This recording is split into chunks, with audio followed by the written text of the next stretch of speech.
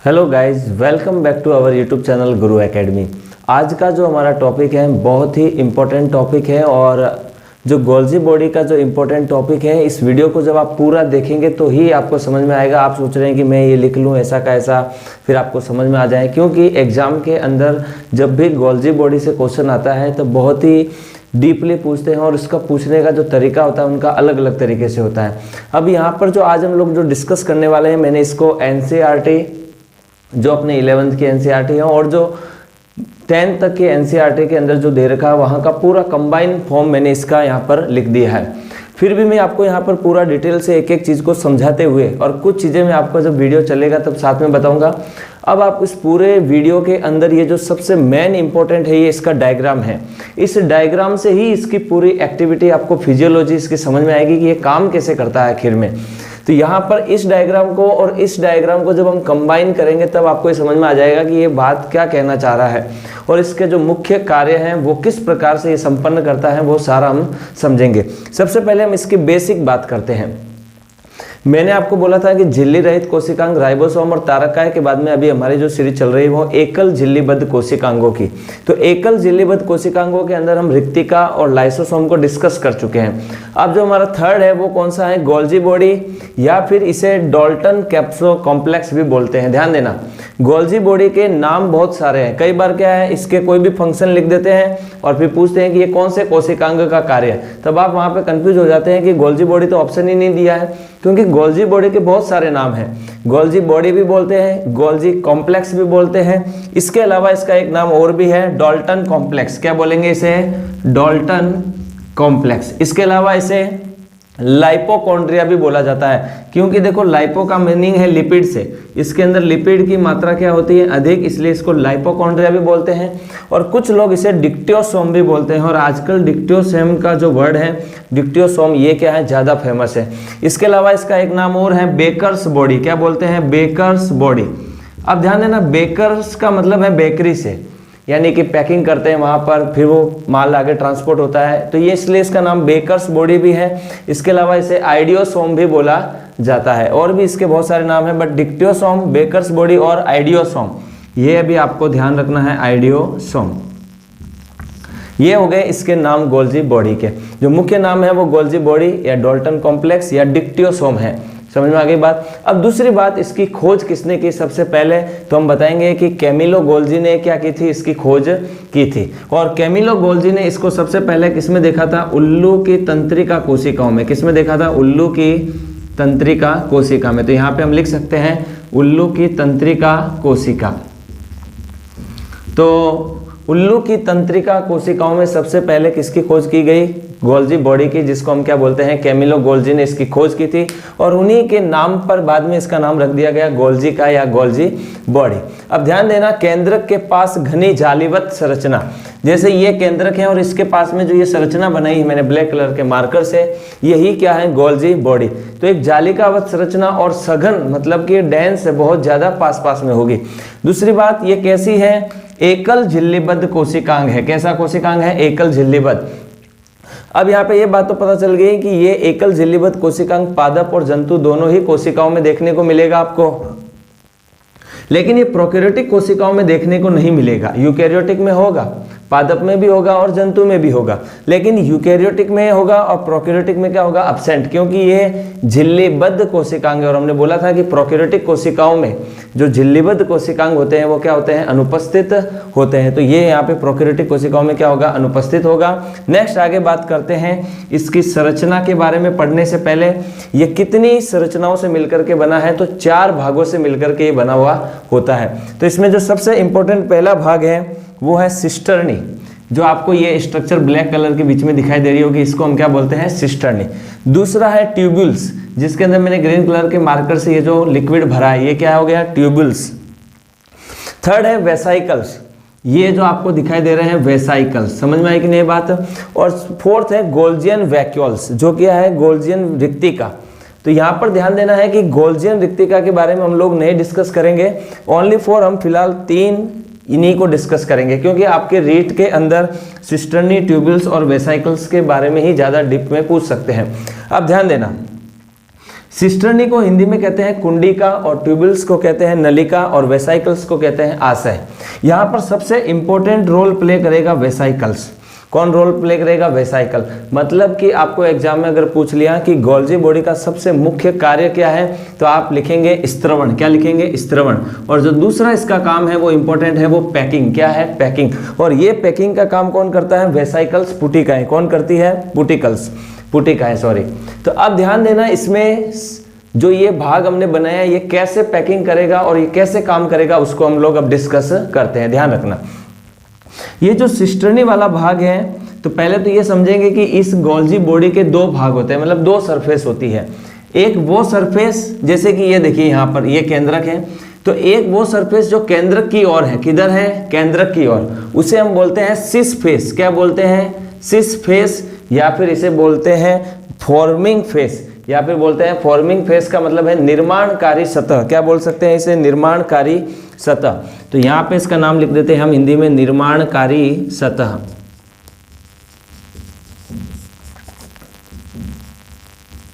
निर्माणकारी सतह। तो ये किधर होगी? केंद्रक की ओर होगी। किधर होगी? केंद्रक की ओर। तो यहाँ पर हम इसे लिख देते हैं, जो सिस फेस है, ये सिस फेस, ये किधर होगी? केंद्रक की ओर। किधर होगी? केंद्रक की ओर। और इसे अभिसारी सतह भी कहा जाता है। क्या कहा जाता है? अभिसारी सतह। तो यानी कि ये जो हमने बनाई है सिस्टर्नी इस तरीके से, ये जो गोल्जी बॉडी हमने यहाँ पे केंद्रक के पास बोला था, तो ये केंद्रक के पास हो गया।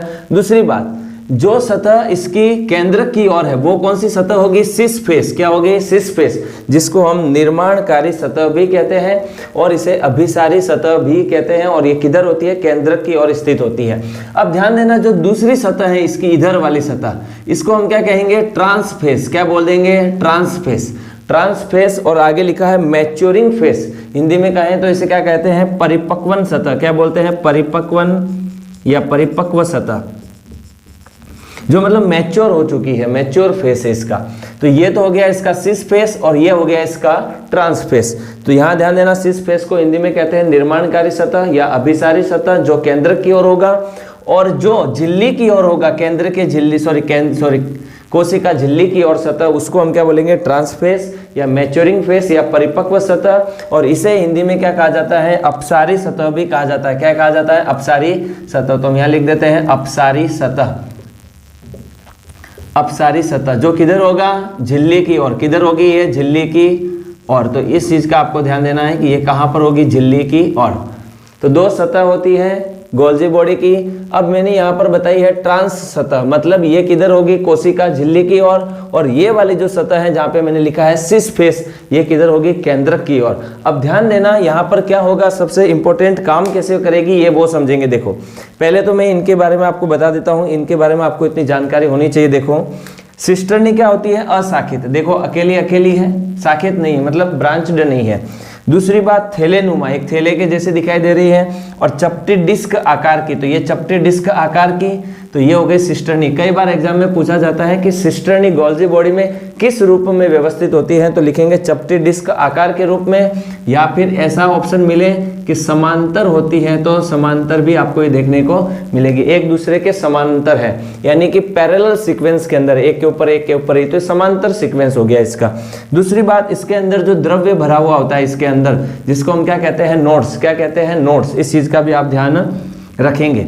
और एग्जाम में अगर इसका व्यास पूछ लेते हैं तो आप लिख देना 0.5 to 1 माइक्रोमीटर। आप समझ सकते हैं कि कितनी छोटी सी संरचना है, लेकिन इंपॉर्टेंट रोल प्ले करती है ये कोशिका के अंदर। तो ध्यान देना कि इसका वर्क हो गया सिस्टर्नी और कुंडिका। तो सिस्टर्नी और कुंडिका कैसी होगी? चपटी डिस्क आकार की और समांतर होगी, और इसके अंदर जो अपारदर्शी द्रव भरा हुआ उसे हम क्या कहेंगे? नोड्स कहते हैं। आगे हम बात करते हैं ट्यूबल्स की, जिसको हम क्या बोलते हैं? नलिका। क्या कहते हैं? नलिका वाला भाग है। तो ये जो नलिका वाला भाग है यहाँ पर, ये कैसा होगा? शाखित होगा। शाखित का मतलब है ब्रांच्ड। देखो, ये जो नलिका वाला भाग है एक दूसरे से क्या है? शाखित है, पूरा कनेक्टेड होगा। जब हम इसका पूरा फोटो देखेंगे आप तो पता चलेगा कि जो ट्यूबल्स है वो क्या होते हैं? शाखित, ब्रांच्ड होते हैं, और ये ट्यूब के जैसी स्ट्रक्चर बनाते हैं, और ये सिस्टर्नी से संयोजित होते हैं। देखो, अब ये सिस्टर्नी से डायरेक्टली क्या है? कनेक्टेड है। जैसे यहाँ से ये, तो ये ट्यूबल्स का भाग है, ये क्या है? इससे कनेक्टेड है। दूसरी बात, वेसाइकल्स पुटिकाएं। इसमें जो भी स्त्रावी पदार्थ है वो क्या होते हैं, पैक किए जाते हैं, मतलब भरे जाते हैं। तो ये हैं वेसाइकल्स, जिसको हम हिंदी में क्या कहते हैं, आशय। क्या बोलते हैं, आशय। तो ये ध्यान देना, वेसाइकल्स पुटिकाएं जिसमें स्त्रावी पदार्थ उपस्थित होते हैं। और ध्यान देना, ये ट्यूबुल्स के मुकुलन से ही उत्पन्न होते हैं, यानी कि जो ट्यूबुल्स हैं, यही ट्यूबुल्स जब मुकुलन करती हैं तो ये धीरे धीरे क्या है, इस स्ट्रक्चर को बना लेते हैं। और आपने मुकुलन विधि के द्वारा जनन पढ़ा होगा, तो वहां पर ये बताया जाता है कि ये बाद में धीरे धीरे क्या हो जाती है, अलग हो जाती है। जैसे मैंने यहाँ लिखा है डिस्चार्ज वेसाइकल, मतलब जिसे डिस्चार्ज कर दिया गया, मतलब छोड़ दिया गया है। और ये क्यों छोड़ते हैं वो भी अभी हम देखेंगे आगे। तो ये तो हो गई वेसाइकल्स पुटिकाएं जो अभी तो कनेक्ट है, लेकिन बाद में इन्हें क्या कर दिया जाता है, छोड़ दिया जाता है। क्योंकि मैंने आपको पहले ही बोला है कि इसका मुख्य कार्य क्या है, स्त्रवण। और बाद में ये क्या करता है, सबसे इंपॉर्टेंट काम करता है पैकिंग का। क्या काम करता है, पैकिंग का। तो यहाँ पर आपको सबसे इंपॉर्टेंट ध्यान देना है स्त्रवण और बाद में पैकिंग। अब ध्यान देंगे तो ये तो हो गए इसके चारों भागों की बात, और ये इसकी हो गई सतह की बात। जो शीर्ष सतह है वो किधर होगी, केंद्रक की ओर। अब ध्यान देना, ये काम कैसे करेगा वो ध्यान देना। यहाँ पर क्या है, एंडोप्लाज्मिक रेटिकुलम है। क्या है, मान लो एंडोप्लाज्मिक रेटिकुलम। इसके अगला वीडियो में हम एंडोप्लाज्मिक रेटिकुलम को डिस्कस करेंगे, अंतः प्रद्रव्य जालिका को। अब यहाँ पे अंतः प्रद्रव्य जालिका के अंदर जो भी पदार्थ है, जिसके खुरदरी सतह राइबोसोम, जहाँ पर राइबोसोम उपस्थित होते हैं, तो वहाँ पे प्रोटीन का संश्लेषण होता है। अब क्या होगा कि यहाँ पर शीर्ष सतह से जो भी पदार्थ ग्रहण किए जाएंगे, तो ये जो पदार्थ ग्रहण करेंगे तो ये क्या होंगे, यहाँ से ग्रहण करते हुए इसके अंदर चले जाएंगे। भाई ये जो इसकी गोल्जी बॉडी है, तो शीर्ष सतह से, यह जो केंद्र की ओर सतह है, वहां से क्या है, पदार्थों को पहले ग्रहण किया जाएगा। अब ग्रहण करने के बाद में वो क्या होंगे, इस ट्यूबुल्स वाले भाग में एंटर हो जाएंगे। अब जैसे ही ट्यूबुल्स वाले में ये शीर्ष सतह जो केंद्र की ओर है, यहाँ से पदार्थों को ग्रहण किया जाएगा और वो इसके अंदर एंटर होंगे। और एंटर होने के बाद में वो सिस्टर्नी के माध्यम से ट्यूबुल्स में आ जाएंगे। और धीरे धीरे इन सारे पदार्थों को क्या किया जाएगा, रासायनिक रूपांतरण किया जाएगा। इनका क्या किया जाएगा, रासायनिक रूपांतरण। रासायनिक रूपांतरण का मतलब है कि इनको अलग फॉर्म में कन्वर्ट किया जाएगा। और जैसे ही इनको कन्वर्ट किया जाएगा, धीरे धीरे रासायनिक रूपांतरण के बाद में ये सारे कहाँ पर आ जाएंगे, आशय यानी वेसाइकल्स में आ जाएंगे।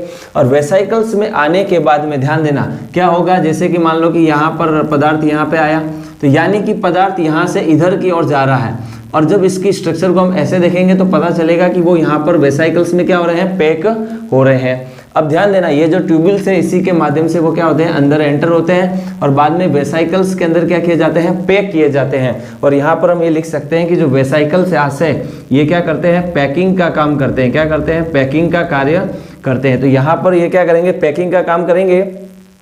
और आफ्टर देन पैकिंग होने के बाद में ये वेसाइकल डिस्चार्ज कर दिए जाते हैं। तो देखो यहाँ से वेसाइकल्स को डिस्चार्ज कर दिया गया है, यानी कि वो यहाँ पर आ चुके हैं वेसाइकल्स। और इन्हीं वेसाइकल्स को बाद में क्या किया जाता है, कोशिका झिल्ली से बाहर भेजा जाता है। और यहाँ पर मैंने इसीलिए लिखा है मिडल मैन ऑफ सेल या director of macromolecular traffic in cell. जो भी दीर्घ अणु है उनको कोशिका से बाहर या उनका स्त्रवण करने का जो कार्य है वो गोल्जी बॉडी के द्वारा किया जाता है।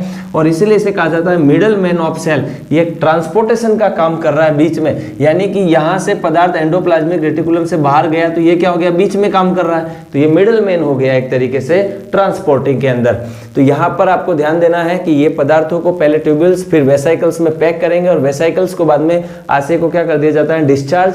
और इस तरीके से ये कोशिका के अंदर एक मिडल मैन का काम करते हैं। अब दूसरी बात, अगर एग्जाम में पूछ लिया कि गोल्जी बॉडी का सबसे मुख्य कार्य क्या है, तो स्त्रवण और पैकिंग पे टिक लगाना है। अगर निर्माण के बारे में पूछते हैं तो यहाँ पे ध्यान देना, ग्लाइकोप्रोटीन और जो ग्लाइकोलिपिड है इसका निर्माण का जो सबसे मुख्य स्थल है वो कौन सा है, यहाँ पर गोल्जी बॉडी। और ये एनसीईआरटी की लाइन है, वेरी इंपॉर्टेंट है कि ग्लाइकोप्रोटीन और ग्लाइकोलिपिड का निर्माण का जो सबसे प्रमुख स्थल है वो कौन सा होगा, गोल्जी बॉडी। और ये भी रासायनिक रूपांतरण के द्वारा ही बनाते हैं, इस चीज का भी आपको विशेष ध्यान देना है। अब नेक्स्ट आगे हम बात करते हैं इसके कार्यों के बारे में, और एग्जाम के अंदर इसके कार्य बहुत ही इंपॉर्टेंट है। ध्यान देंगे, हम एक एक कार्य को समझेंगे और मैंने यहाँ पर कुछ एनसीईआरटी की लाइनें लिखी है उसको भी समझेंगे। इसका सबसे मुख्य कार्य है स्त्रवण। दीर्घ अणुओं का स्त्रवण जो करता है वो कौन है, गोल्जी बॉडी। और बाद में ये उनकी क्या करता है, पैकिंग। और पैकिंग किसमें होती है, आशय में, और इसी आशय को बाद में क्या कर दिया जाता है, डिस्चार्ज, यानी कि छोड़ दिया जाता है और यहाँ से ये बाहर निकल जाते हैं। तो हमने बोला था कि ये तो है इसकी ट्रांस सतह, मतलब मैच्योर फेस। तो यहाँ से जो मान लो यहाँ पर केंद्रक है, यहाँ से जो अंतःप्रद्रव्य जालिका से पदार्थ यहाँ पर जाएंगे और बाद में उनको इस तरीके से वेसाइकल्स के माध्यम ट्रांस एम फेस जो है इसकी, जो किधर होती है, कोशिका झिल्ली की और परिपक्व सतह की ओर से बाहर क्या कर दिए जाते हैं, छोड़ दिए जाते हैं। इस चीज का आपको विशेष ध्यान रखना है। तो इसका मुख्य कार्य हो गया स्त्रवण, और वो भी कौन से, दीर्घ अणुओं का स्त्रवण, और बाद में उनका क्या करता है, पैकिंग का कार्य भी करता है। अब ध्यान देना, यहाँ पे एक लिखा है कि संवेष्टित द्रव्य एंडोप्लाज्मिक रेटिकुलम से पुटिका के रूप में क्या होते हैं, बाहर छोड़ दिए जाते हैं। ये एनसीईआरटी में लिखा हुआ है कि संवेष्टित द्रव्य जो कहां से आ रहे हैं, अंतःप्रद्रव्य जालिका से। एंडोप्लाज्मिक रेटिकुलम का मतलब है अंतःप्रद्रव्य जालिका, मतलब यहाँ पर जो अंतःप्रद्रव्य जालिका से पुटिका के रूप में, मतलब उन्हें आशय के रूप में, पैकिंग के रूप में क्या किया जाता है, बाहर की ओर छोड़ा जाता है। तो मैंने यहाँ पे बता दिया कि वो यहाँ से पदार्थ अंदर एंटर होगा, फिर वो ट्यूबल्स के अंदर आशय में आएगा और उन्हें बाहर डिस्चार्ज कर दिया जाता है, जिसके लिए हमने लिखा है डिस्चार्ज वेसाइकल्स। नेक्स्ट आगे हम बात करते हैं गोल्जी का है कि शीर्ष सिरे से ट्रांस सतह की ओर क्या होता है, गमन होता है। मतलब ये इसकी शीर्ष सतह है, यहाँ से ये किधर जाएंगे, ट्रांस सतह की ओर पदार्थों को क्या किया जाता है, ट्रांसफर। इसीलिए तो मैंने लिखा है मिडल मैन ऑफ सेल, इसलिए इसे क्या कहा जाता है, मिडल मैन कहा जाता है। नेक्स्ट आगे हम बात करते हैं गोल्जी काय का एंडोप्लाज्मिक रेटिकुलम से क्या होता है, निकटतम संबंध। और ये एग्जाम के अंदर आपको प्रश्न पूछ सकते हैं, ऐसा कौन सा कोशिकांग है जिसका एंडोप्लाज्मिक रेटिकुलम से क्या होता है, निकटतम संबंध। तो आप आंसर लगाएंगे गोल्जी बॉडी, क्योंकि ध्यान देना इसी एंडोप्लाज्मिक रेटिकुलम से गोल्जी बॉडी का निर्माण होता है और बाद में गोल्जी बॉडी के अंदर ही संवेष्टन विधि के द्वारा लाइसोसोम का निर्माण होता है, ध्यान रखेंगे। और इसीलिए सेकंड पॉइंट मैंने लिखा है कि लाइसोसोम का निर्माण भी किसके द्वारा होता है, गोल्जी बॉडी के द्वारा होता है। लेकिन ध्यान देना सबसे पहले निर्माण होगा एंडोप्लाज्मिक रेटिकुलम का, यानी कि एंडोप्लाज्मिक रेटिकुलम, मैं यहाँ शॉर्ट में लिख रहा हूँ एंडोप्लाज्मिक रेटिकुलम, यानी कि अंतःप्रद्रव्य जालिका। इसके बाद में किसका निर्माण होता है, गोल्जी बॉडी का। जीबी का मतलब है गोल्जी बॉडी या फिर गोल्जी कॉम्प्लेक्स का निर्माण होता है। और इसी के बाद में इसी गोल्जी बॉडी से किसका निर्माण होता है, लाइसोसोम का निर्माण होता है। और आपको अगर ये पूछ लिया कि लाइसोसोम का निर्माण गोल्जी बॉडी के द्वारा कौन सी विधि के द्वारा होता है, तो आप ध्यान देना क्या लिखेंगे, संवेष्टन विधि के द्वारा ही क्या होता है, इनका निर्माण होता है। और ये किसके अंदर होता है, गोल्जी बॉडी के अंदर लाइसोसोम का निर्माण। यानी कि अगर एग्जाम में पूछते हैं कि गोल्जी काय का एंडोप्लाज्मिक रेटिकुलम से क्या होता है, निकटतम संबंध होता है, तो यानी कि एंडोप्लाज्मिक रेटिकुलम से ही गोल्जी बॉडी बनती है और इसी गोल्जी बॉडी से बाद में किसका निर्माण होता है, लाइसोसोम का निर्माण होता है। अब ध्यान देना एंडोप्लाज्मिक रेटिकुलम से पदार्थ भी किधर जा रहे थे, गोल्जी बॉडी की ओर, और शीर्ष सतह से किधर जा रहे थे, ट्रांस यानी परिपक्वन सतह की ओर वो क्या कर रहे थे, गमन कर रहे थे। अब दूसरा इसका जो तीसरा कार्य है वो कौन सा है, वेसाइकल्स में वसा और प्रोटीन का क्या किया जाता है, संचय किया जाता है। क्या मतलब, स्टोरेज किया जाता है। यानी कि ये जो आशय दिखाई दे रहे हैं आपको, इसके अंदर वसा और प्रोटीन का क्या होता है, संचय होता है। अब यहाँ पे मैंने लिखा है जाइमोजन और पैनक्रियाज और लैक्टोप्रोटीन के बारे में बात करेंगे।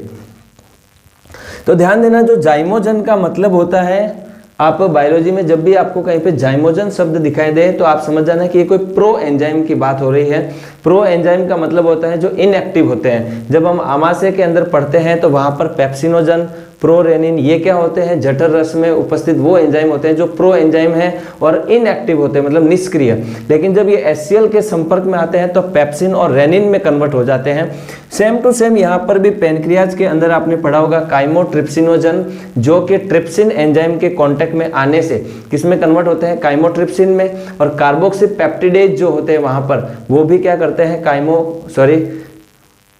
जो कार्बोक्सीपेप्टिडोज होते हैं उनको क्या करते हैं, कार्बोक्सीपेप्टिडेज में कन्वर्ट करते हैं, मतलब एक एक्टिव फॉर्म में ला रहे हैं। तो जो भी प्रो एंजाइम होते हैं यानी जाइमोजन, जो इनएक्टिव सब्सटेंस होते हैं उनको एक्टिव सब्सटेंस में कन्वर्ट करने का काम भी कौन करते हैं, गोल्जी बॉडी ही करते हैं। तो मैंने यहाँ पर पैनक्रियाज के जो जो जाइमोजन एंजाइम होते हैं, यानी कि जो कि इनएक्टिव एंजाइम होते हैं, जैसे मैंने अभी बात की काइमोट्रिप्सिनोजन, जो कि ट्रिप्सिन एंजाइम के कांटेक्ट में आने से किस में कन्वर्ट होते हैं, एक्टिव में।